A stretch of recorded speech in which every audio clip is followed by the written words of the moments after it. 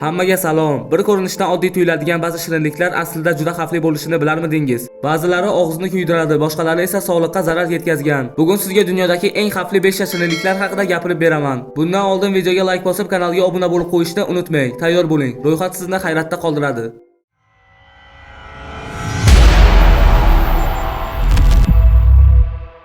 Toxic Waste nomli shirinlik dunyoning eng xavfli shirinliklaridan biri. U juda kislotali va achchiq ta'mi bilan tanilgan. Agar siz achchiqlikka va kislotaga qarshi kurashni yaxshi ko'rmasangiz, bu shirinlik siz uchun emas. Toxic Waste og'izda o'ziga xos o'zgacha ta'm qoldiradi. Shuningdek, uni uzoq vaqt davomida iste'mol qilish juda xavfli, chunki u ko'p odamlarning tilini kuydirgan. Bu shirinlikni bir zumda yemasangiz, uning ta'mi uzoq vaqt davomida saqlanib qoladi.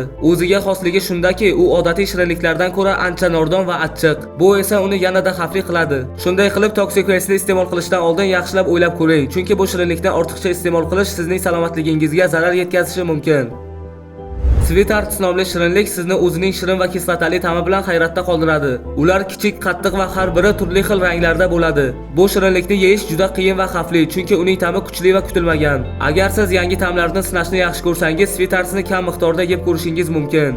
Ammo u juda xavfli va kislotali bo'lgani sababli ba'zi odamlar bosh aylanishi yoki og'izda noxush holatni his qilishlarini aytishgan. Ushbu shirinlikni doimiy ravishda yesangiz, bu sizning salomatligingizga jiddiy ta'sir qiladi, chunki u og'izning qizarishlariga olib keladi. Sweet Tartsni odatda bir necha bo'lak qilib yeyish tavsiya qilinadi, lekin haddan tashqari iste'mol qilish o'ziga xos xavf tug'diradi. Hotlix bu o'ziga xos, lekin juda xavfli shirinlik. Uning boshqalardan farqli tomoni shundaki, ichida haqiqiy hasharotlar, qurtlar, chigirtkalar yoki hatto o'rgimchaklar bilan tayyorlanadi. Bu shirinliklarni ko'pchilik ekzotik deb biladi. Ichidagi hasharotlar noto'g'ri sterilizatsiya qilingan bo'lsa, turli infeksiyalar, bakteriyalar va allergik reaksiyalar chaqirishi mumkin. Ayrim hollarda oshqozon og'rig'i va ko'ngil aynishi kuzatiladi. Hotlix nafaqat boshqacha ko'rinishda, balki ta'mi bilan ham odamni bezovta qiladi. Ko'pchilik uni shunchaki trend deb yeb ko'radi, lekin bu juda xato.